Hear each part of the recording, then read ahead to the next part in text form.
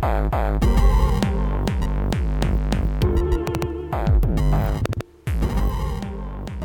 art sluts! Welcome to Artgasm. I'm your host, Allison Moon. On today's episode, I speak with Beth Pickens, the author of the book Your Art Will Save Your Life, all about, well, art saving people's lives, especially during these very difficult times. And talking to Beth was balm for my very, very sad soul. She answered a lot of questions that I had. The book answered a lot of questions that I had about some of the challenges of being a creator in America during this very complicated time. So please do stay tuned. I love talking to her because she's the first non-artist we've talked to on Artgasm so far. I've talked to so many different kinds of artists, and more artists are coming up.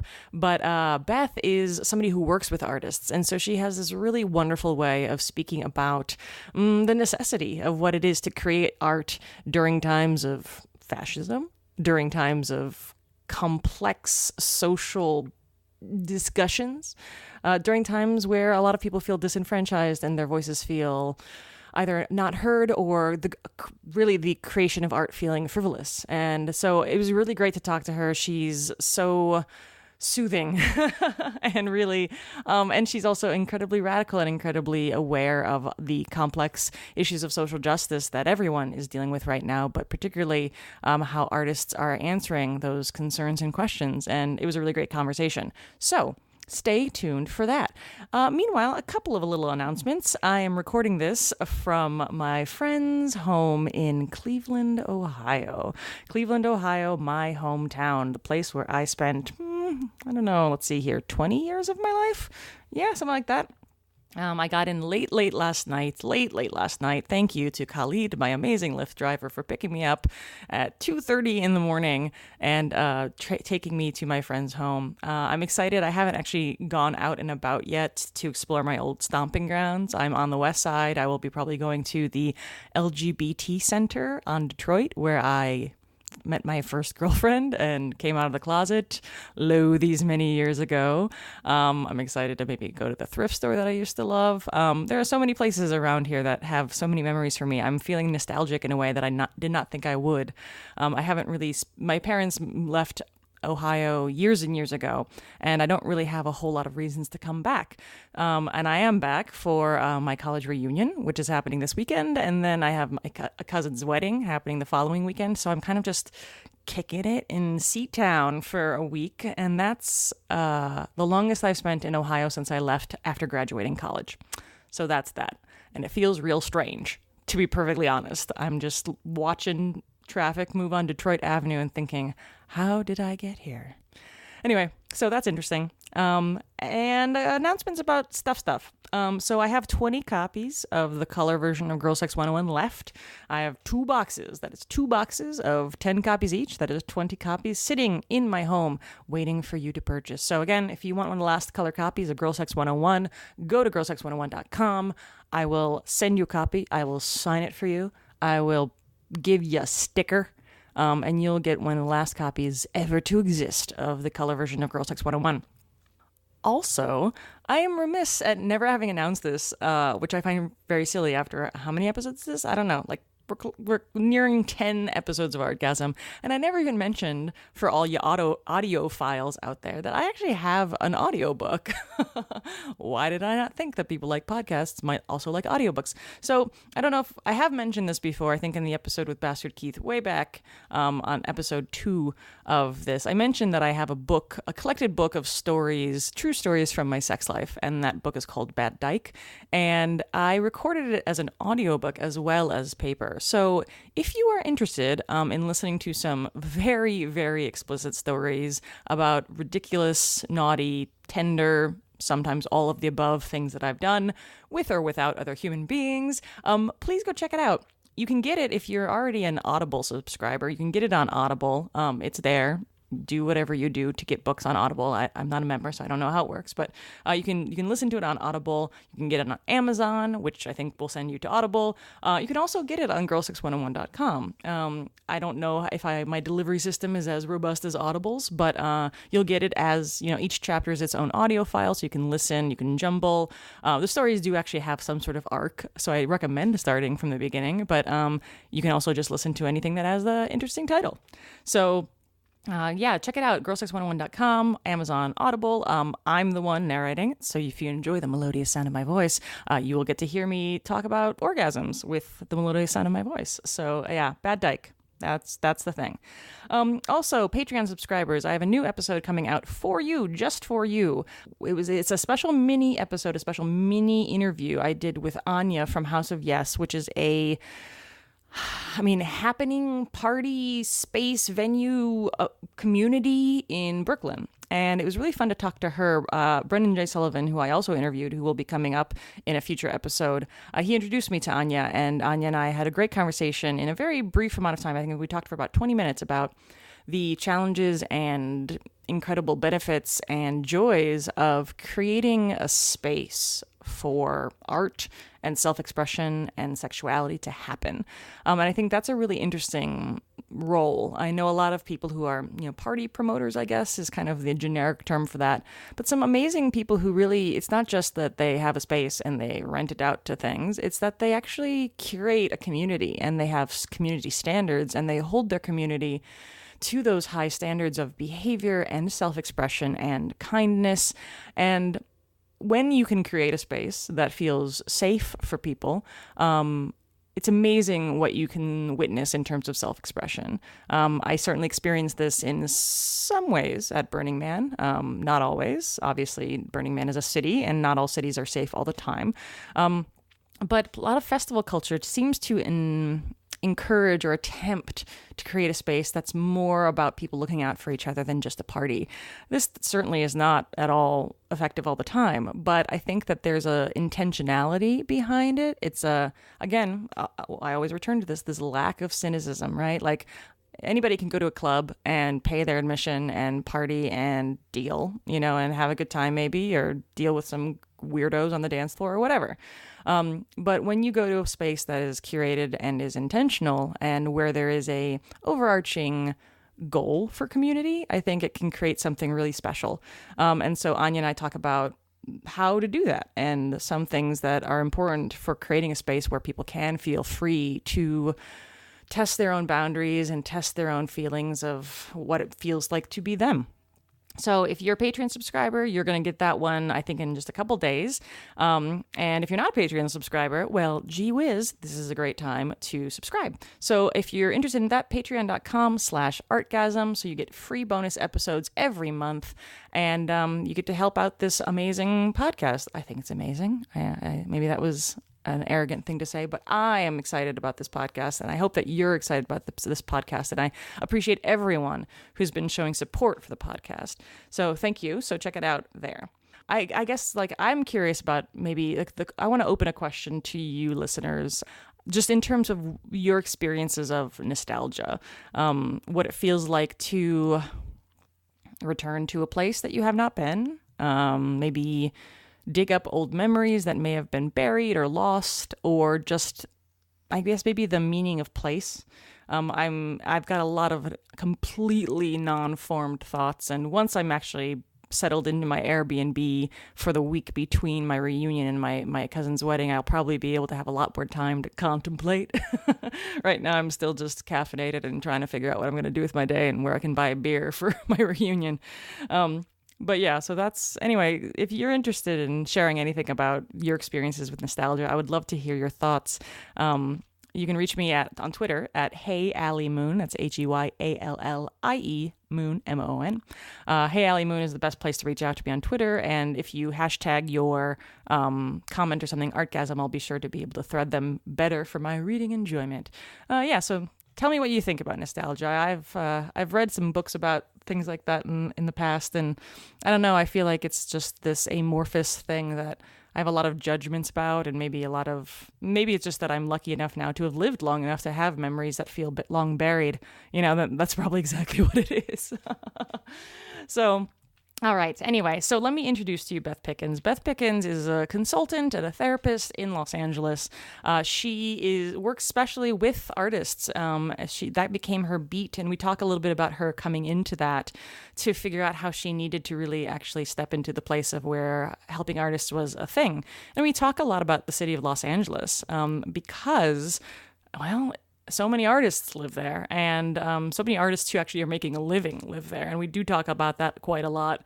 I do miss my time in LA, especially in retrospect, because even though it's a damn hard city to live in sometimes, I have never lived at a place that was so loving towards artists. And so in living in a capitalist society where you can actually survive as a working artist. I've lived in a number of different cities now, and it's pretty fleetingly rare to meet anyone who really makes a living as a working artist. I mean, I think that's one of the reasons why I've done so many of my interviews in Los Angeles and New York, right? Because those are two cities in America that have an arts culture that is robust enough to support arts and living as an artist. And that's not to say that it's easy to do by all means. I mean, golly knows that New York City is one of the most expensive places in the world to live still, and yet somehow people who make a living doing burlesque or painting or singing, they're able to do it often, not always, certainly not always. But that gives me some hope, and it gives me some,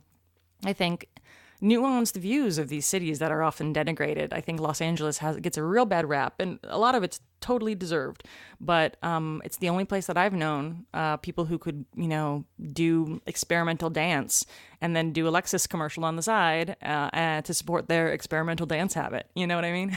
So I think there's something really special about that. So without further ado, please enjoy my interview with Beth Pickens. Oh, I'm so happy to be here. Yeah. I love podcasts. Really? I'm a big podcast fan. Oh, good. What do you listen to? I listen to 20 different podcasts. A lot. And some of them, are seasonal. So I'm waiting for the new season to come out, and then I pick up other ones. But I have about, over the course of a year, at least 20. Yeah. Wow. I'm obsessed. That's great. Hopefully I can live up to those standards. My girlfriend is a former podcaster, and she said, seasons, do seasons. Because this is my first, my first go for. Yeah. So she's like, oh no, you're going to want to take a break. Yeah, totally. It's a lot. They're a lot of work. Mm-hmm. I have my friends who do them weekly. It's like they're always working on their podcast. Yeah, my goal is to make this one weekly, but with me being solo and finding new guests, I have enough interviews already banked that I could probably do that, but every 2 weeks feels like the most reasonable way to get started. I don't want to burn myself out. Yeah. Yeah. I'm kind of a marathon runner when it comes to creative stuff anyway, but I feel like I should know myself better because there's no end to a podcast. Right. I've written books, and so it's I know when the book is over. Right. The podcast, it's just it could go forever. It could. Yeah. Yes. And I love podcasts too because podcasts to me are podcast famous is the new famous. It's kind of true. It's really true. It's weird. And I buy things that are advertised to me through podcasts, and I never buy things advertised to me in other ways. Really? But podcasts, I am so susceptible to I'm wearing MeUndies. I have a Squarespace. We already had a mattress, or else I would have. I really am ooh, I should try those socks. Wow. Bomba socks, okay. That's funny. Well, if any of those advertisers are listening, please let me know.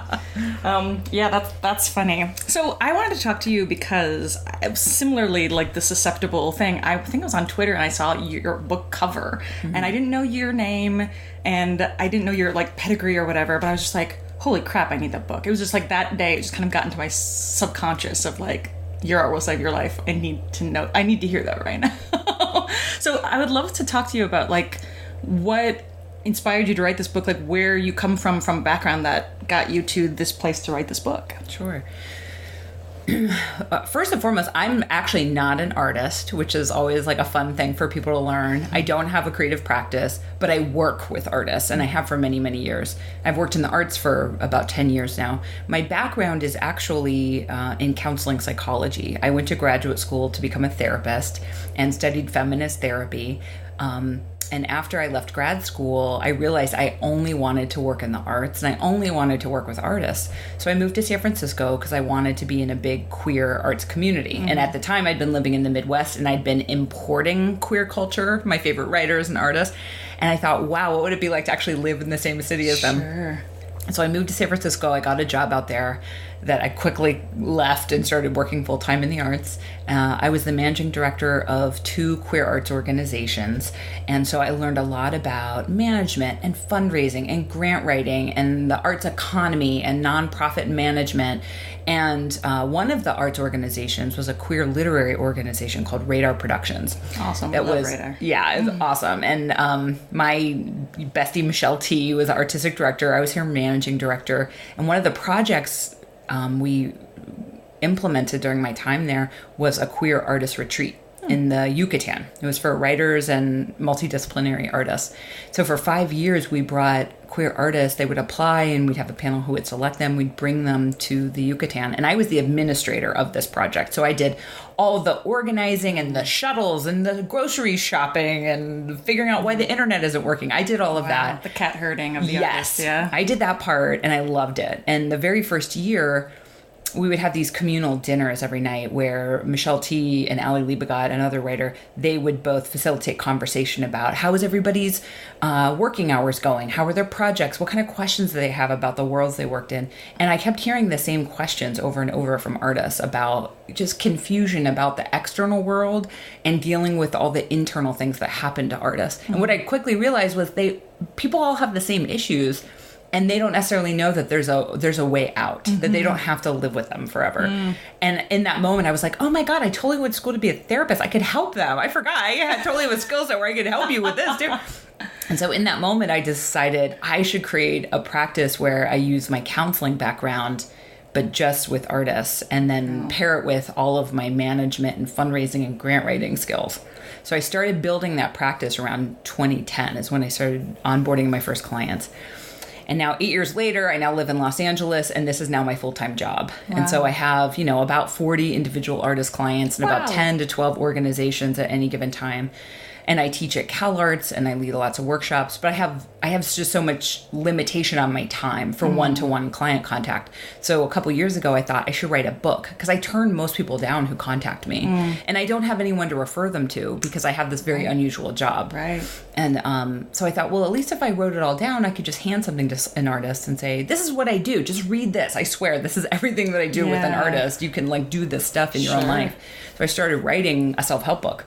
Then after the election, you might remember it, the 2016 election, I wrote a pamphlet called Making Art During Fascism that was a toolkit for artists who were freaking out about the election in a particular artist way. And that was gleaned from just what I was hearing from artists in my practice and artists in my community. So I made that pamphlet. Then Michelle T, who currently has an imprint at Feminist Press called Amethyst Editions. She asked me, would I be interested in doing a short book that's sort of a survival guide, because she wanted to do a series of survival guides for Feminist Press after the election. And I was like, yes, oh my God, I would love that. And that series didn't ultimately come to pass, but they ended up picking up a couple of books that she proposed, mine and Virgie Tovar's, which is about to come out, called You Have the Right to Remain Fat. Yes, I love that title. Yeah, she's really cool. That book's going to be so good. So I basically integrated and expanded the self-help content I'd been writing with the Making Art During Fascism pamphlet, and that's how this book came to pass. Wow. It's nice because it's a very slim little book, which made me feel much more accessible. But I feel like sometimes the most successful guides and manifestos or whatnot are just right to the point. Yeah. You didn't really mince a lot of words. Right. Well, I had a 20,000 word count. 20,000 words was my limit. Oh, wow. And that's not that long, which is great because I am so used to writing grants that it's like 1,000 characters plus spaces for this question. My brain really can do that kind of a task. Nice. And I don't write long passages. I think I'm a Capricorn. I think in grids and lists and bullet points. That's how my brain works. Yeah. So it was really and it was a short turnaround. Yeah. So it was great. There was only 20,000 words. Nice. So I just kind of poured out everything in the most succinct way to the point way I could about what I was trying to get across. And, also Michelle said to me, self-help books or any kind of nonfiction, sometimes it's it only needs to be 2/3 or 1/3 of what the book is, but everyone's trying to get to like 300 pages. But it doesn't have to be that long. Right. So, I mean, you mentioned that this was for stuff to answer questions that you were getting specifically from artists about the election. Like, what kinds of concerns did artists have that maybe the average person didn't? The thing I heard primarily over and over and over again from lots of artists was, should I stop making art and do something else? That somehow the underlying feeling being that my art isn't enough. Right. That I need to put all of my efforts and time into something more meaningful that helps people, and that I have to sacrifice my practice or change my practice. That I heard over and over and over again. And I'm sure people in other sectors had similar things. People who have jobs that aren't politicized, or people have jobs that they have misgivings about. You know, I'm sure that happened, but I definitely heard that throughout many, many arts communities. Yeah, it's funny because like I feel like as an artist, it's so easy for me to feel like what we do is important until something really serious happens, and then it feels frivolous. Like it almost feels like I've internalized the messaging about how funding is dispersed in the world. Right. Like it's most important, like to, you know, and it is incredibly important to like feed hungry people and, you know, work for social justice. And at the same time, like arts is always the first thing on the chopping block. Yeah. And I feel like I've like, well, that makes sense. You know, I feel like I've kind of given myself over to that philosophy sometimes. Right. We internalize capitalism, and the reality is, why would they be pitted against each other? Right. Like all of them are necessary for a full life, and there's no reason that all can't coexist in this country that has so much wealth. Right. But it's true. We live in a very arts negative culture, so artists absorb through families, through friends, through culture, through capitalism, through schooling that, well, that's not a real job. Right. Or if you're enjoying it, it can't be a job. Or if it doesn't pay, it can't be your life's work. Just all of these things about worth and money and labor and value in an art hostile world that thinks that art is something that some people should be entitled to and shouldn't have to pay for it, or that it's not a crucial thing where I think everybody who makes art and who benefits from art, like me, I know that art's the most important thing. It's like why I get out of bed sometimes. Right. It's the thing that it can save people's lives just as so many other things can. Yeah, you mentioned talking about to your wife about how she can get into like her headspace around like kind of introvert, like disappearing into the little brain den, and then you kind of have to force her to go outside and look at art with you, and how that changes things real quick. As soon as we're in, it's usually a painting show that will do it, and she'll just be like, can we go see painting shows every week? And I'm like, yes, we live in Los Angeles. There's so much art. We can go see art anytime. No kidding. But you have to leave the house. Yes, that's so true.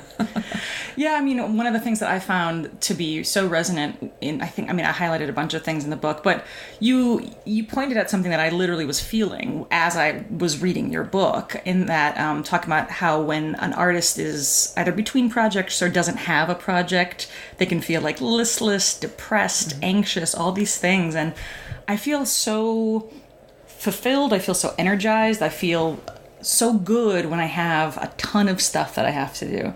But with books, right, I'll finish a book and then I have just this expanse of time, and I will immediately slip from focused, fulfilled to I'm doing nothing with my life. I actually feel like capital D depressed, like it's hard to get out of bed. And my partner had pointed to that, and I'm like, whatever, babe. But then when I read it in the book, I'm like, wait, it must be true. It's in a book. It's in a book. Yeah. It's true. Exactly. Yeah. I mean, in my experience, and I've worked with hundreds of artists intimately at this point, it's a minority of artists and probably people for whom open expanses of time are generative. Mm-hmm. It's actually not the majority experience that most people I work with, most artists I work with and encounter, do better with a schedule, do better with external deadlines and accountability that's not their own self-will, and that busy people sort of get things done. Yeah. And there are a few people I have encountered that truly an open expanse of time is what they need, and they really find it generative and useful. That's just not the majority of the artists I work with. I often will have artists who go on residency or go to a colony or something and have sort of an emergency session with me 3 days in, because the transition from hyperstructure to structurelessness and open time, that's a hard transition for most brains, I think. It's hard to go from like busy, busy, busy. Oh, it's now the weekend. How do I do this? How do I transition from being really busy to relaxing? What does that look like? And artists are also unusual in that I wrote about this a lot in the book. Non-artists don't have extra jobs they pick up willingly that don't pay. Right? Like we all have lots of roles and jobs in our lives. Certainly if people have families they're responsible for, there's elder and childcare. But like when I'm not doing my paying job, I have some volunteerism, but I'm not doing a whole other job too. Right. But artists have their jobby jobs that pay, and then they have their creative work, some of which may pay, right? A lot of which it may never, that they are compelled to do. They need to do it. Yeah. And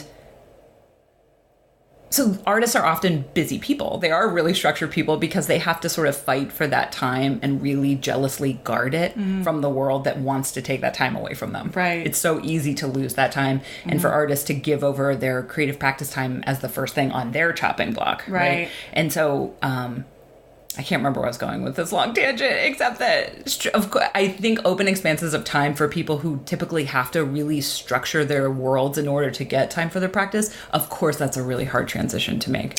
Yeah, I mean, I found that as I started learning more about capitalism and just kind of like when I think it came to me, I mean, obviously I'd been learning about it in just kind of the ways that Americans kind of absorb the stuff, but I remember when somebody started talking about, or when the media started really talking about the, what was it called? The like just annual like income, like the basic income for every citizen of America. It's like we could literally just give everyone in America a basic income. Yeah. And to me, I remember having this really intense visceral reaction where I'm like, no, that's ridiculous. Yeah. Why? And I was like, whoa, shit, that's capitalism, like has told me to believe that people are only as valuable as their productivity. Totally. And once I started kind of sitting with the idea and like deconstructing, I find myself deconstructing a lot of my internalized ableism that I hadn't really thought about, all these things about like what it means to be a productive member of society. Oh, totally. And that certainly fed into like, I'm spending all this time working on things that might not ever make me money.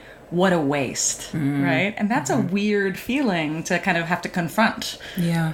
And I think that's a socialization for a lot of Americans. Like that is such an American story of this belief that work is your worth in the world and that work is inherently monetized. And so the more you earn, the better a human you are. It's this Protestant work ethic. It's American capitalism. It's the lie that people got wealthy in America based on anything except exploitation and slavery. Right. It's like this myth that people got the Bootstrap Myth. Totally. That you got rich because you were smart, not because there was exploitation involved. Right.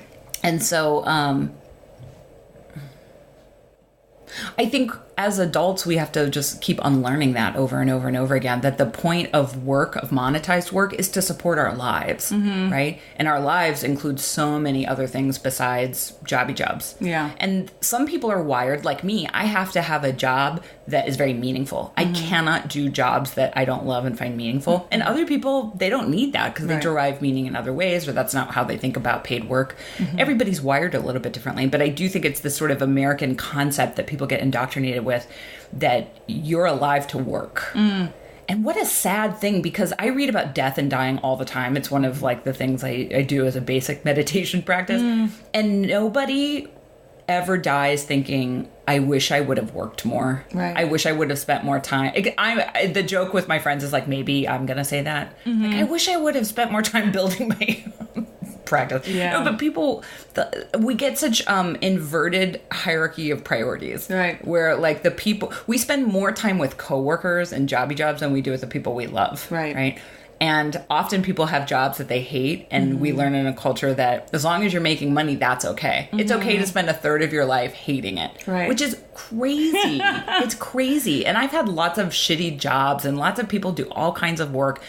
To me, there's like no bad work. If you're not harming another person, all work is fine. And I just think, as somebody who learned career counseling, that no matter a person's ability or level of education or skill set, that your relationship to work and the kind of work you do can always be transformed to suit your life better and how you change better. Yeah.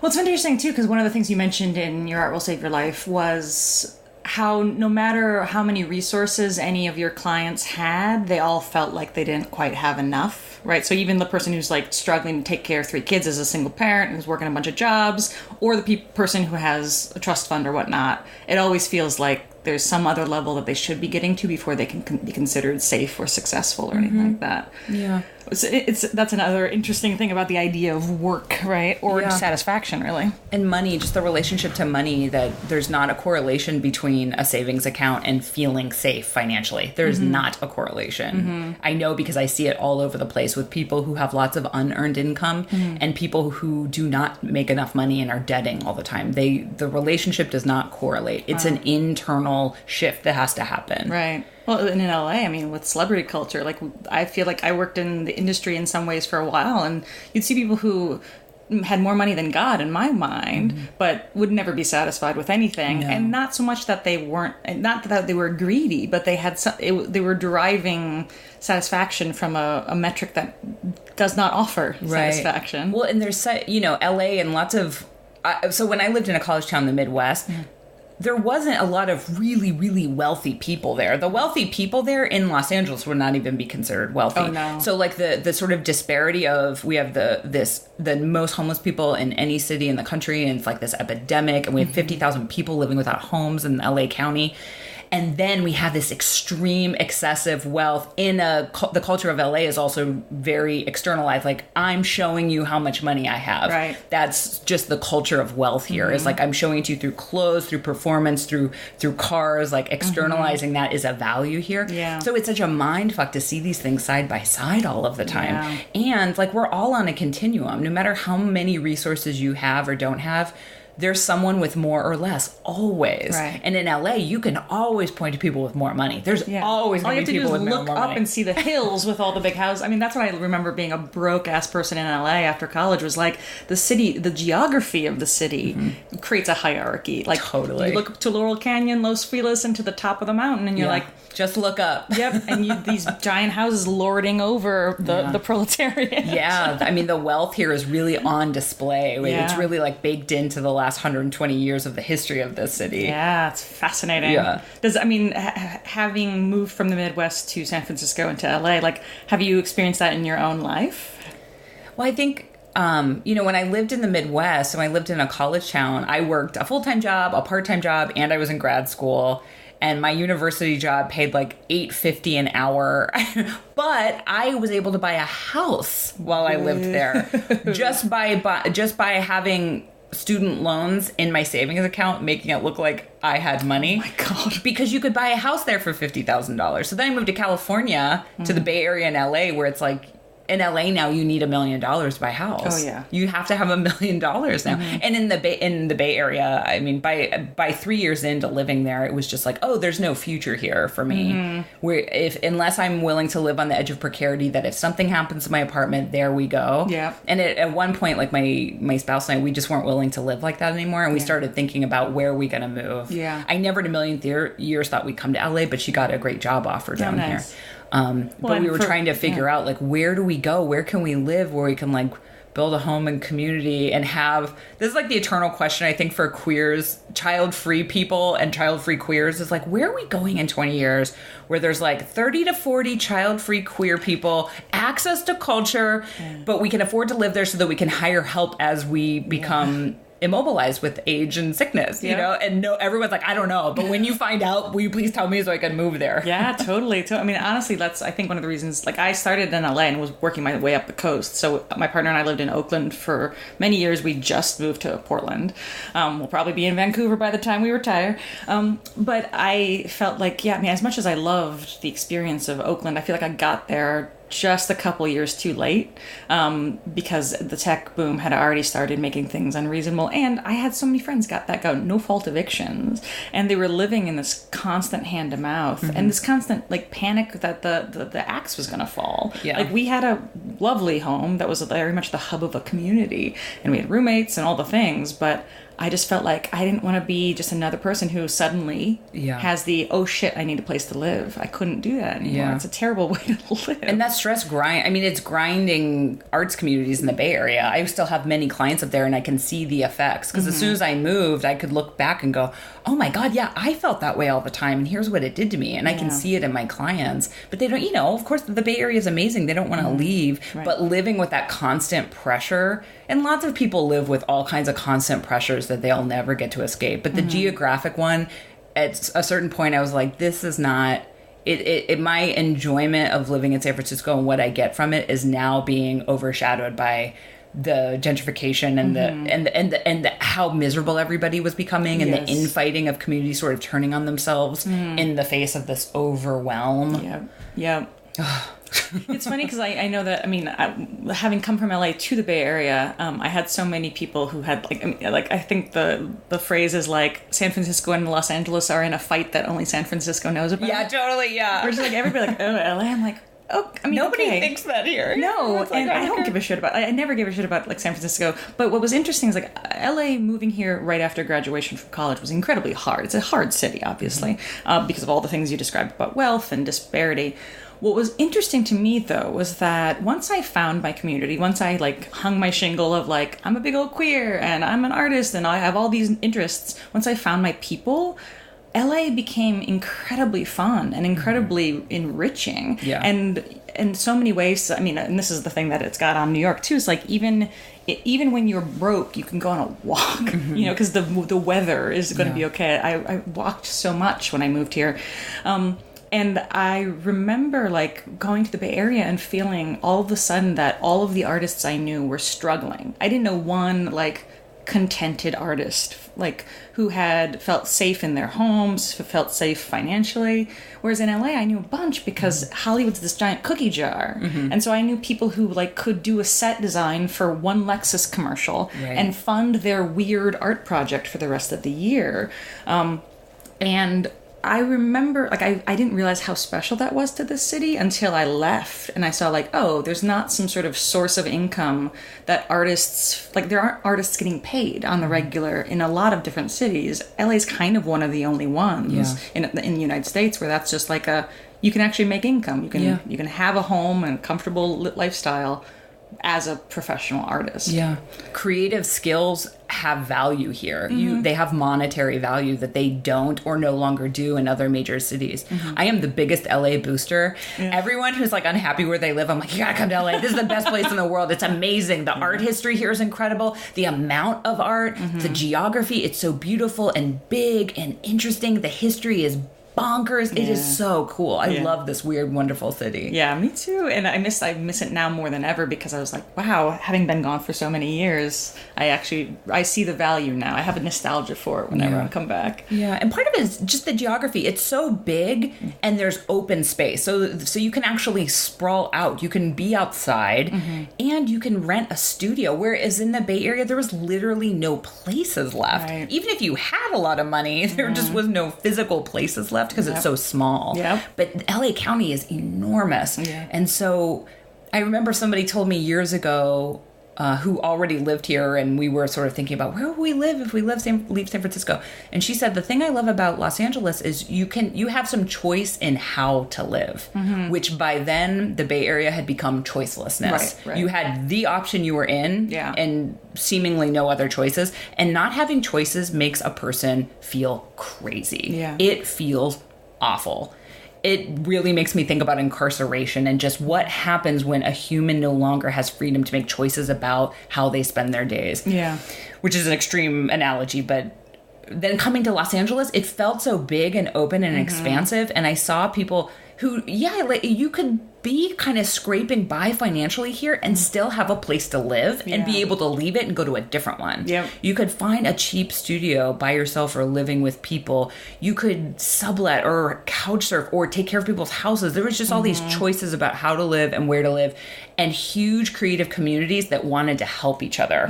That's something I noticed right away too, that the vibe was if we're on this community together and you ascend, that's great for everyone. And if you have access to this big thing and all this money for a project, then I know you're going to hire all of us to work on it. Just the collaboration and the redistribution of Hollywood wealth is really interesting to me. Yeah, absolutely. Absolutely. Yeah, I've been gone for 9 years at this point now, but I remember at one point I was kind of feeling nostalgic and I was looking at the website for my old apartment complex, and the studio that I rented had raised in rent by like $25 a month in the 9 years I've been gone. Oh my God. And I was like, shut the fuck door. Like, how is that even possible? But yeah, that's when you have an amount of space. I still like that I come to LA and I lived here for many years, and I've been visiting since, that I still find neighborhoods that I never knew existed. Like I went to an art gallery, or it wasn't a gallery, I can't remember the name. I'm going to forget the curator's name. I'll have to mention it in the show notes. But he took over like an abandoned hospital down like kind of in the Adams area, close-ish to USC. And just installed a bunch of different people's art in this old abandoned hospital. It was really cool. But it was right next to this adorable neighborhood that had like a lot of the old craftsman houses, and I had no idea it was there. I was just kind of driving down these tree-lined streets, and I'm like, this is another little pocket of this huge city that I never thought I'd encounter. Yeah. It's interesting. All right, so back to the book. So I wanted to ask you, I mean, what do you think is, I mean, you were talking about kind of coming from a feminist psychology or therapy background, and you did mention a lot about, you know, queerness in your book. So I'm curious, like, what do you think is unique about not only the intersection of art and, you know, and the complexities of our current times, but also adding these other ideas of gender and sexuality on top of that? What's different there? I mean, to me, it's art history. That is art history. It's queer people's art, whether they are being recontextualized as queer now, or there was a queerness that we can point to. I just feel like that queer people have been making art that I can see my lineage, you know, and which I wrote about in the book, that the first time I understood I had a lineage was at the opening of the Andy Warhol Museum in Pittsburgh, where I grew up when I was 15, and seeing something like, oh, that makes sense to me. That I feel more like I come from this than my family, you know? So what's the intersection? Something I love about queer people, and kind of all marginalized groups, but like queer people, because that's the world I live in, is that having so many of the tropes of what is a successful American life unavailable to queer people historically, the queer's response was always building something else then. You know, like I loved around 2010 when the idea of queer failure was happening in a lot of books and articles, and a lot of scholars were thinking about failure as sort of liberation to build a completely different world. And my whole adult life has just been like, I am a failure in all of the tropes of what makes a dominant, like, female life successful and attractive in America. And because of that, I have been free from any of the trappings and constraints. And I feel like that was handed to me through being queer and queer culture. Not just because a person can be gay and be horrible. As we know, there are log cabin Republicans. Yes. And white supremacists and horrible people. But queer people who are attached to queer culture and queer history and a relationship to where they come from in these lineages, I think we see that when we realize these dominant forms that we don't value, we have failed at them and they have rejected us, then we get to do so many other things. Yeah, it forces your hand towards deconstruction. Yeah. You're like, oh, if I can't get married, then what's marriage for? Right. Right. If my wife and I can't biologically have babies together, then is childbirth even required for me to be a real woman? Yeah, or like, do I even care about that thing now? Like, so I can't do that, or I'm not supposed to do that, or that's weird if I do that, then allowed me at a young age to question, like, what is that? Why do I even think I would want that in my life? And then if I do arrive there, I arrive there from my own volition rather than being a compulsory track. You know? So I think that happens in art, too, that queer people... You can look at specific examples in different places throughout the U.S. in art history, but queer people having to create their own sort of underground culture, or not having access to dominant modes of success, sort of building something elsewhere, and then their work becomes what is sought after anyway. Right. And yet they're still marginalized and underrepresented in so many dominant forms, especially trans people and lesbians. Right. Underrepresented, under awarded, underfunded.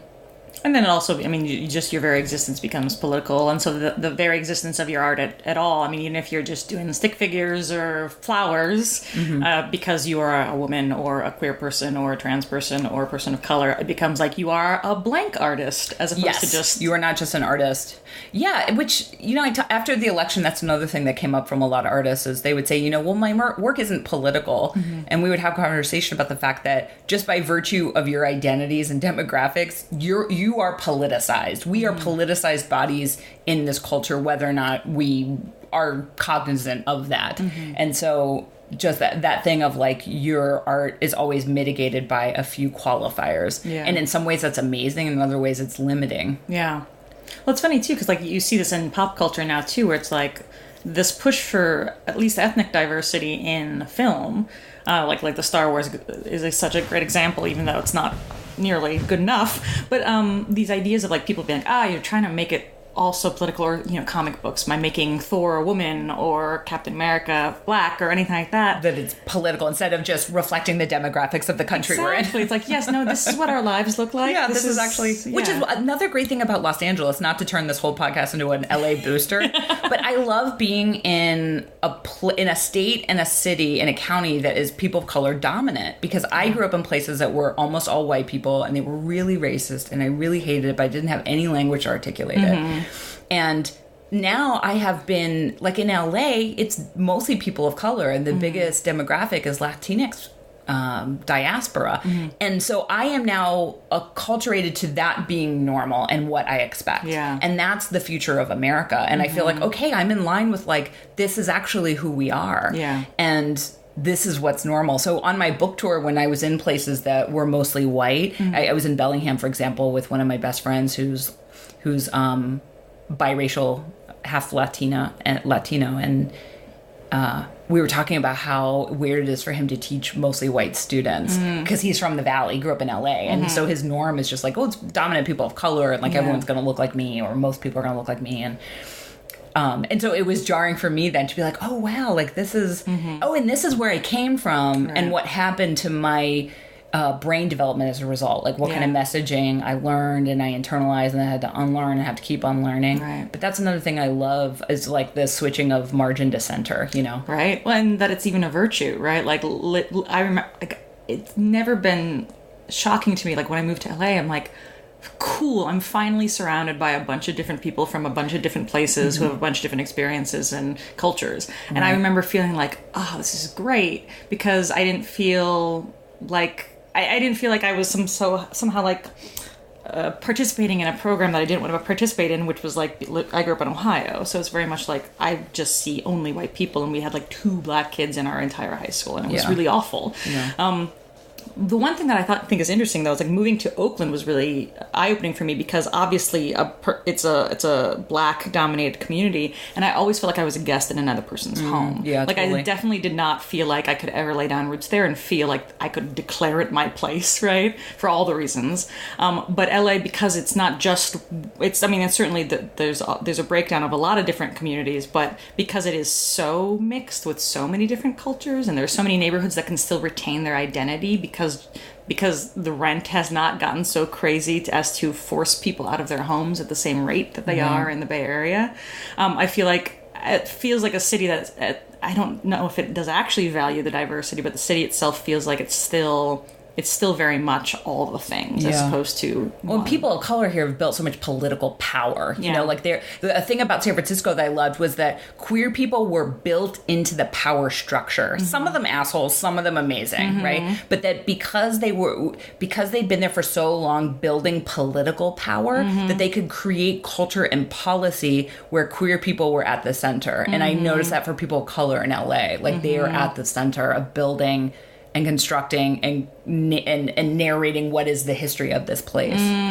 Gosh, it's so interesting. I mean, being able to control the narrative really does control... It changes everything, yeah. Because I remember like growing up in Pittsburgh that was highly segregated, and I'm sure it still is, that, I think a lot of things white people who come from white dominant places always learn where you're not supposed to go because it's not safe, right? that trope of like, as a white person, you can't go there.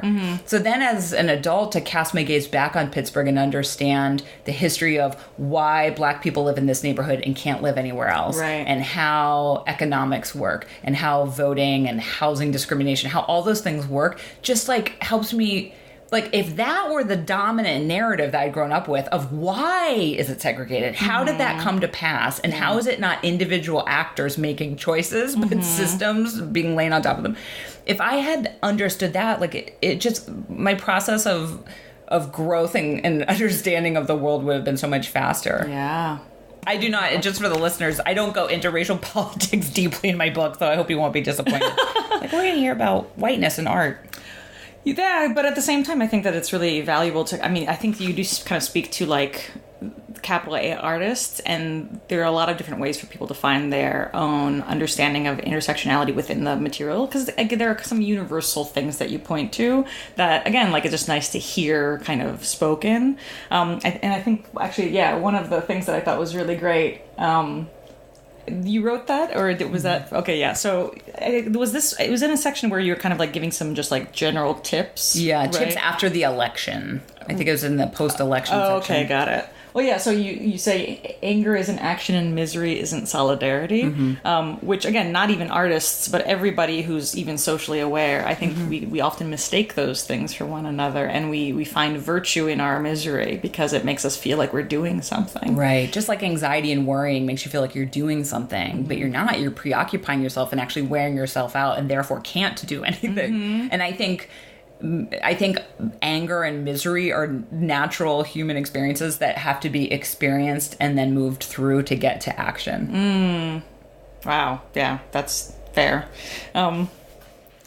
Yeah, and then you also, there's another thing that I thought, I'm like going through all my highlights right now. So you talk about fear, and this was another thing that I had never heard in such great words, but you said, I hear the words procrastinate and lazy, and I know the person in front of me is afraid, and their fear is contributing to avoidance. I don't know lazy artists. I know artists who are living in fear. Can you tell me a little bit more about that? Yeah. So again, going back to this idea that non-artists don't have extra non-paying jobs that they voluntarily do. So an artist is not inherently a lazy person because they have all of this extra work that they are compelled to do to be on the planet. And so whenever I have a client in front of me they use those words, I'm lazy, I'm procrastinating, I just know, okay, they're avoiding something, which makes sense. A lot of my clients, because I work with women, queer people, and people of color, all of these demographics have trauma, whether it's from their family of origin and the culture, or just the culture, but everyone has trauma. And I think cis white men have trauma too, but they're not my clients.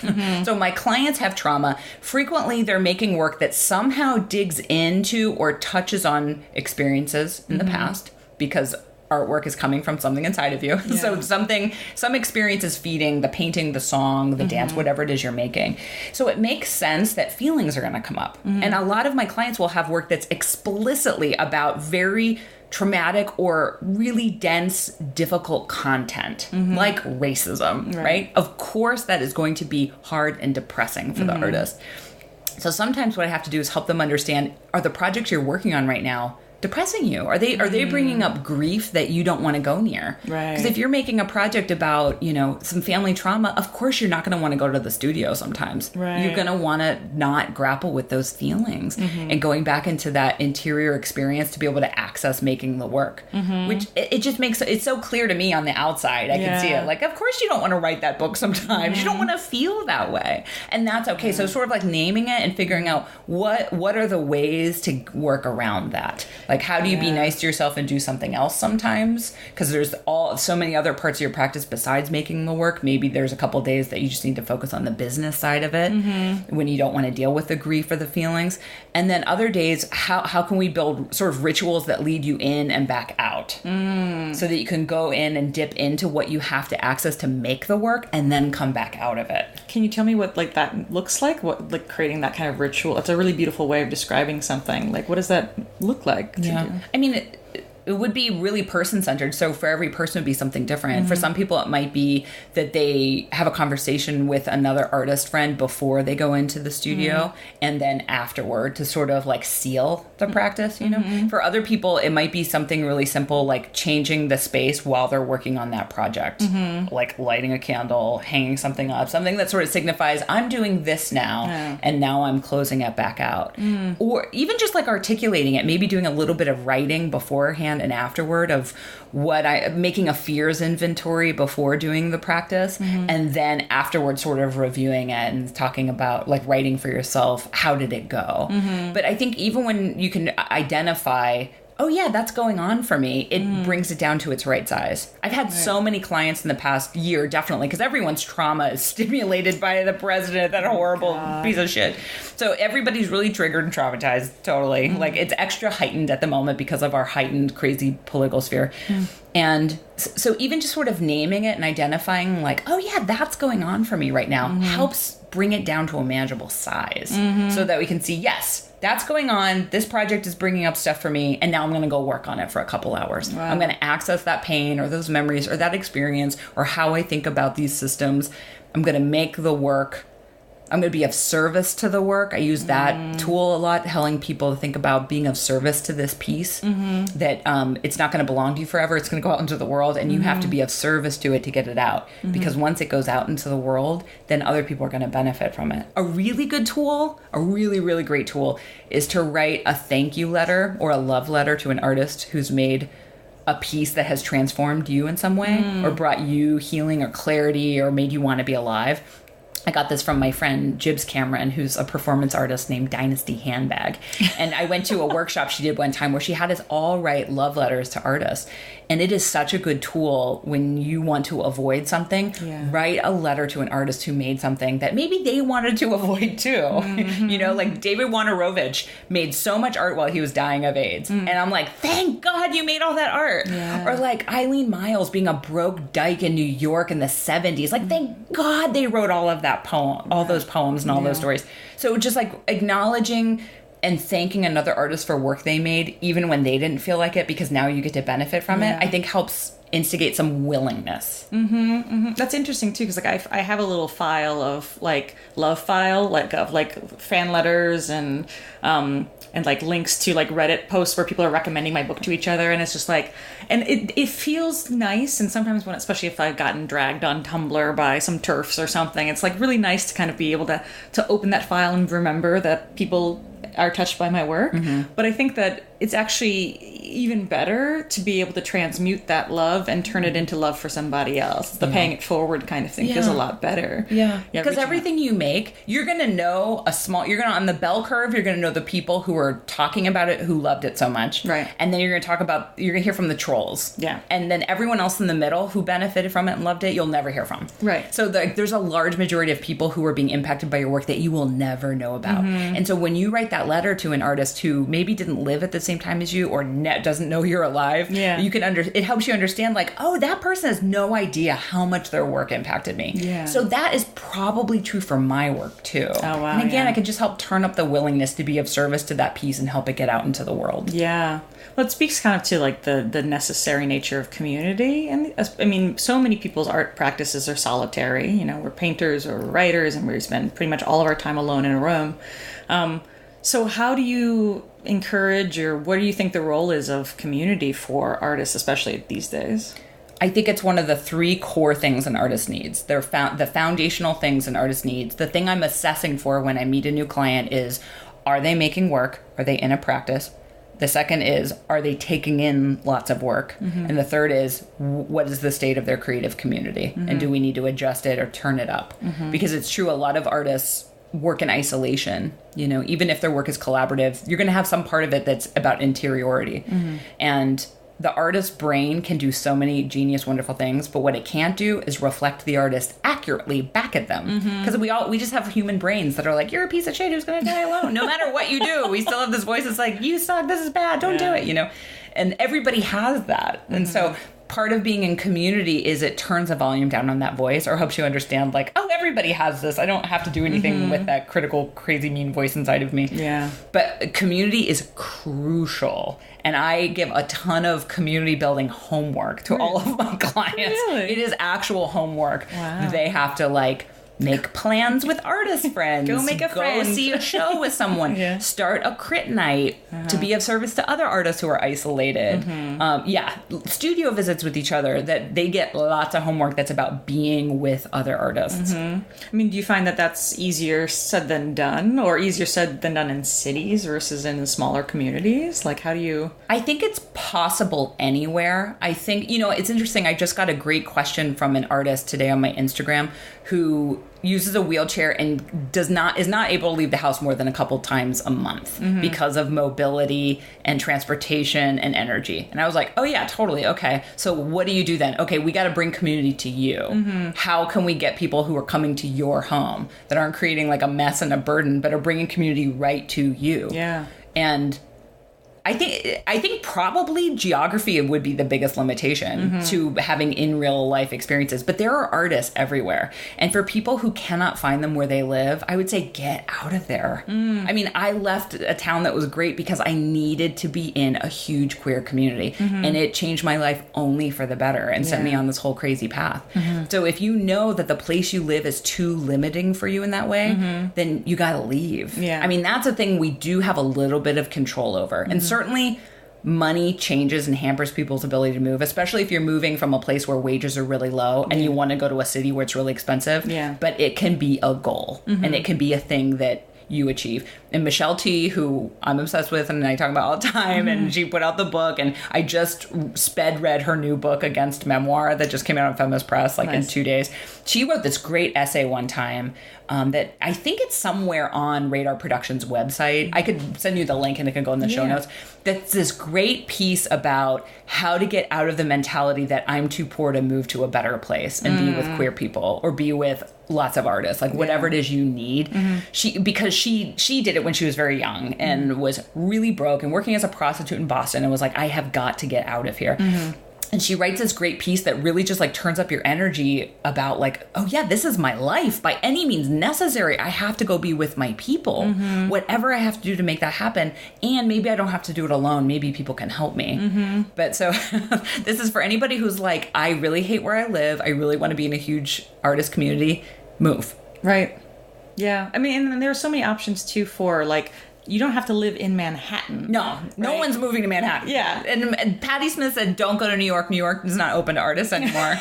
She said, go to Detroit. I don't know. But any city in any state, just a city, by virtue of being a city, is going to have a bigger creative community than a very rural place, just because there's a higher density of people, usually different people living with each other. Yeah. And then artists are dealing with how we live together in a place through their work. So it's really interesting and fun. Yeah. But any city. Yeah. I'm from Cleveland. And I remember the Cleveland Museum's amazing. Cleveland Symphony, fantastic. It's Cleveland and it's a punchline for the rest of America. But goddamn, there's some great art.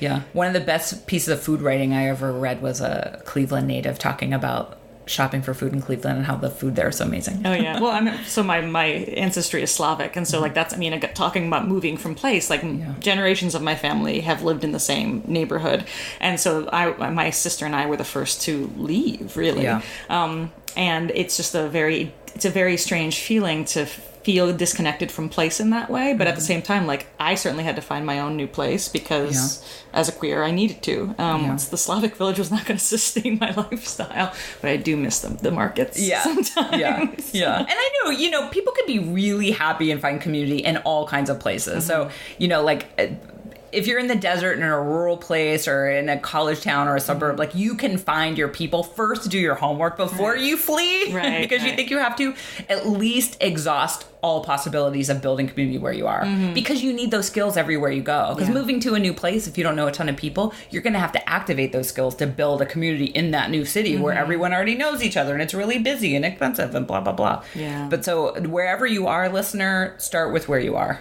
Nice. So one thing I just wanted to kind of close on with community, and I'm not sure if this tracks for your clients or your friends, but I found myself, I wrote 4 books, and then I found myself gravitating towards writing screenplays and stage plays, and I wasn't quite sure what was going on. Then I'm like, I can't do those alone. I can write a book and I can self-publish it, and nobody else ever has to touch it other than people I hire to work on it. But finding myself desperate to hang out with actors. I need 6 people in the room with me right now, or else this won't make sense. And my girlfriend just put together a reading for me while I was here in LA for my newest play, and just feeling sitting in a room, and it was terrifying because it was basically getting a crit. But having 4 people just kind of read my stuff at me, to me, for each other, it was really scary. And I've been in those rooms before, but for some reason it's been so long that I felt very scared confronting my own weaknesses as a writer, because I had all these amazing professionals surrounding me. What advice could you give to creators who are finding themselves having a hard time, not necessarily making community, but putting their work out there, putting themselves out there for people to evaluate, for people to to join up with. Yeah. Well, your peers or people, other artists in other disciplines that you may be collaborating with, or people who are even further in their career, they can elevate your work. They can make it even better, right? And so the virtue of working and making work that actually requires other people is that you get those brains too. And so people who are willing to like hear and take in the feedback can then elevate and transform their work into a whole new thing. I am a huge fan of Anne Friedman, who is a writer and has a Call Your Girlfriend podcast, which I'm obsessed with that podcast too. It's on my rotation. She made this great thing called the disapproval matrix it's easy to find. And I think she made prints that people could buy that benefited Planned Parenthood. But the disapproval matrix, Google it, look at the image. It helps you decide whether the critique or critical feedback is something to take or something to disregard.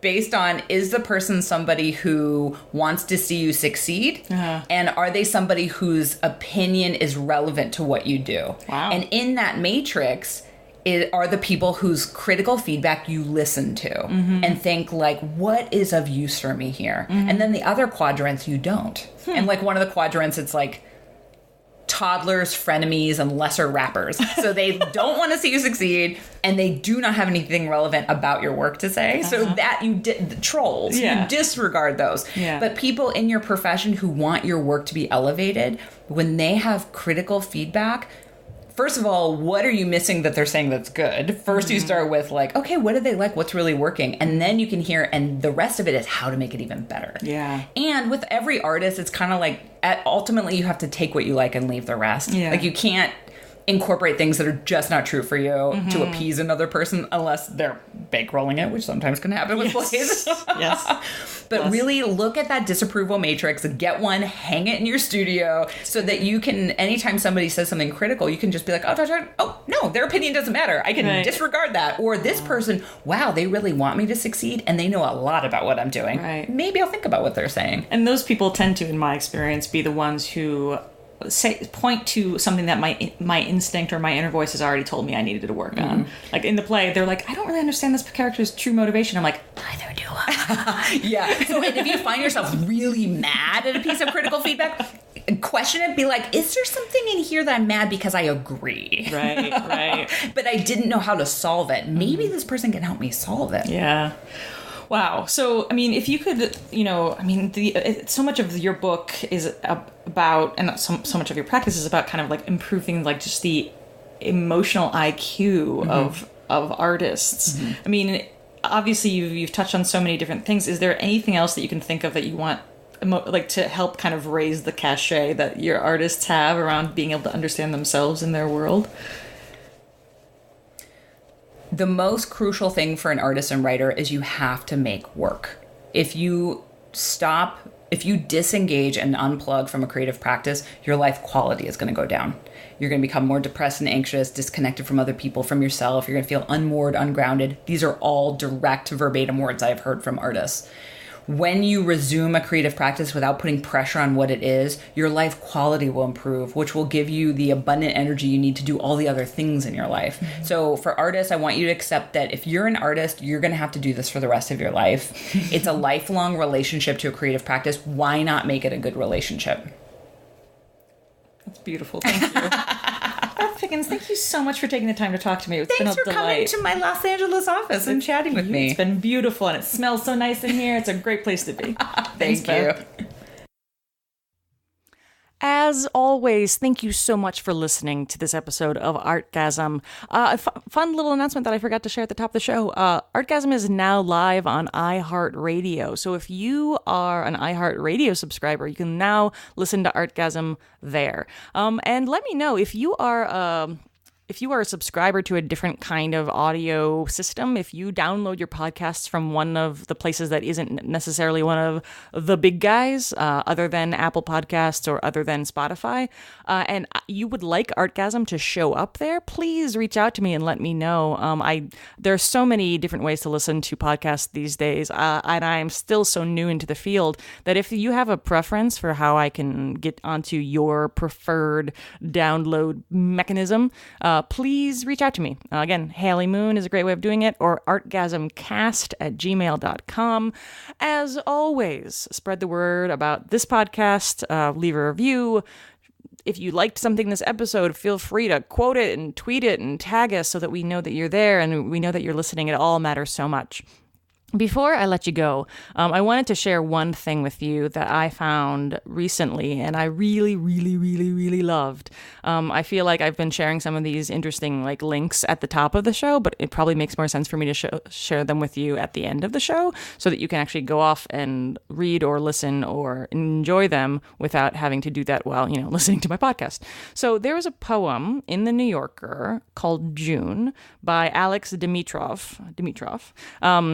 That I thought was so gorgeous. And to preserve copyright and to not get anybody in trouble or upset anybody, I'll only read to you the first couple of lines. But this poem, again, poetry is not really my thing. I think I love that it exists and I love people that love it, but it's not something that usually stops me in my tracks, I guess is the way of saying it. But this poem absolutely did. I've never read a poem that captured, again, place, the feeling of place so much. I guess this is a recurring theme that's in this episode for sure, but I think it happens in a lot of episodes. I talk about the city of New York with people. I talk about the city of San Francisco with people. I talk about being from rural America. I talk about place. I have a lot of romance tied up in place. And so this one was so great because it's about the romance of summer in New York City, which, gosh, that city just pulses with so much sex. So much time, so often around the year, but summertime is particularly amazing.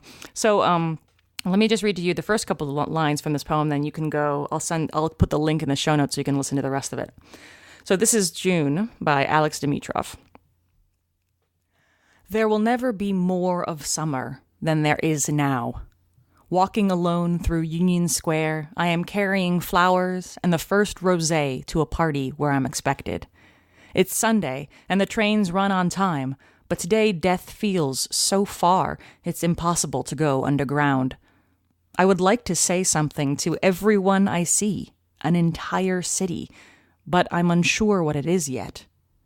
Each time I leave my apartment, there's at least one person crying, reading, or shouting after a stranger, anywhere along my commute. It's possible to be happy alone. I say out loud and to no one, so it's obvious. And now here, in the middle of this poem. And then he goes on to describe other people he sees enjoying the city in their own way. And it's such a beautiful love poem to a place. And it continues on through just some really beautiful images and some really beautiful, very, again, frank, very colloquial language. I think that's probably the poetry that I like the most, is poetry that feels like it's just someone speaking to you in a way that feels reverent, or just a little bit more thoughtful than our average conversation, which I guess maybe is something that I'm attracted to in general. Maybe this is why I do a podcast at all. Something a little bit more elevated, a little bit more exciting than just the small talk that is so much a part of our world. Anyway, so thank you so much for listening. Thank you for being here. Thank you for sharing. Thank you for sharing your thoughts. Thank you for sharing this podcast, all the things. I will be back in another 2 weeks with another episode of Artgasm. And in the meantime, feel free to reach out to me at HeyAllieMoon on Twitter or at artgasmcast.com or at artgasmcast@gmail.com. Thank you so much, Art Sluts, and we'll talk again soon.